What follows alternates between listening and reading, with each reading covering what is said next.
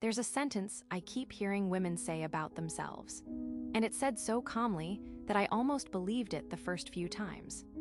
I've just gotten less picky as I've gotten older. Said like growth. Said like someone who used to want too much and finally made peace with the world as it is. And sometimes that's exactly what it is. I want to be honest about that before anything else. Some of the things we wanted at 23 were never really ours. They were inherited. They were about how it looked, not how it felt. Letting those go is real. That's the actual thing maturity is supposed to be. But I've been noticing something. There's another version of that sentence. It uses the same words, it has the same calm, and it isn't peace at all. It's just tired. Here's the part I keep turning over. Lowering a standard and outgrowing a standard feel identical from the inside. They use the same language. I don't sweat the small stuff anymore. I've learned to pick my battles. I'm less idealistic than I used to be. You can say any of those from a place of real growth. You can also say every one of them because you are exhausted, and exhausted has learned to talk like wisdom. That's the trick of it. Exhaustion doesn't announce itself. It doesn't feel like giving up. It feels like clarity. It feels like finally being reasonable. Let me try to say what I think is actually happening. There's a small thing, not a dramatic thing. Say he never asks about your day, not coldly, just never thinks to, so you mention it. Gently the first time. He says yeah, sorry, and for a week he asks, and then he doesn't again. So you bring it up a second time. And this time it's a conversation, and the conversation goes nowhere, and now you're the one who needs something again. And somewhere around the third time, something shifts. Not in him, in you. You stop thinking the problem is that he doesn't ask. You start thinking the problem is that you keep needing him to. The problem moved. It used to be the thing. Now it's you for wanting the thing. And once that flips, lowering the bar isn't a decision anymore. It's relief. Because every time you raised it, it cost you something. You asked, you waited, you watched it not land, you talked yourself down, you told yourself it was small. And the bar didn't move. So you got tired of paying for something that was never going to arrive.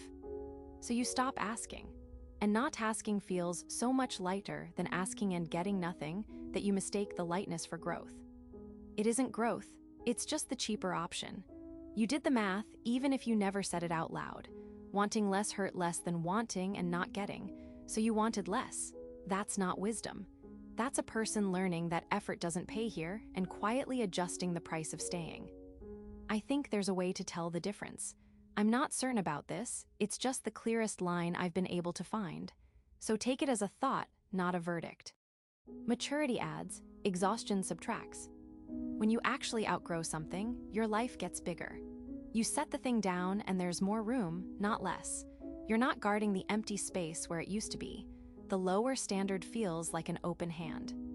When you're just tired, your life gets smaller, and you call the smallness peace. But it's a closed hand. You didn't release the standard. You buried it because holding it up had gotten heavier than living without it. Same calm voice, opposite direction. There's another tell, and it's almost too simple to trust, but I keep coming back to it. When did you set the lower bar? Real growth tends to happen on an ordinary day when nothing is wrong. You look at something you used to need and realize, without much feeling at all, that you don't anymore. No story attached, no bad night behind it. The other kind has a bad night behind it, every time. It happens after the conversation that went nowhere again, after the thing you asked for didn't happen again. You didn't lower the standard in a moment of strength. You lowered it because you were standing in the kitchen near midnight and you could not do the asking one more time. A standard you set when you're that depleted isn't a choice. It's a wound starting to callus. And a callus is useful. I'm not against calluses. They let you keep going. But nobody points at the place that hurt the most and calls it the strongest part of them and actually means it. Here's the question I'd sit with. Not, are my standards too high? You've been asked that one your whole life, usually by people who benefited from the answer being yes. The quieter question is this: could you raise it back up if you wanted to, or does the thought of raising it just make you tired before you've even started? Because the tiredness that arrives before the effort even does, that's the tell. Real peace doesn't get exhausted at the thought of wanting more. It simply doesn't want more. There's a difference between I don't need that and I can't survive asking for that again. They sound the same out loud. They are not the same sentence. I want to be careful here. I'm not saying every woman who's softened has given up. Some of you did the real work, and the lighter bar is genuinely lighter and good. I'd be wrong to take that from you. You already know which one yours is. You probably knew before I said any of this, you just hadn't put it in these words yet. And I'm not going to tell you what to do about it. I don't think that's mine to hand you. I don't know your life. I don't know what asking has cost you so far, or what it would cost to start again from here. I just think it's worth knowing which one you're holding, whether the calm is the kind that grew or the kind that scarred over. Because you can live a whole life inside the second one and call it the first and never once notice the difference. The calm is that convincing.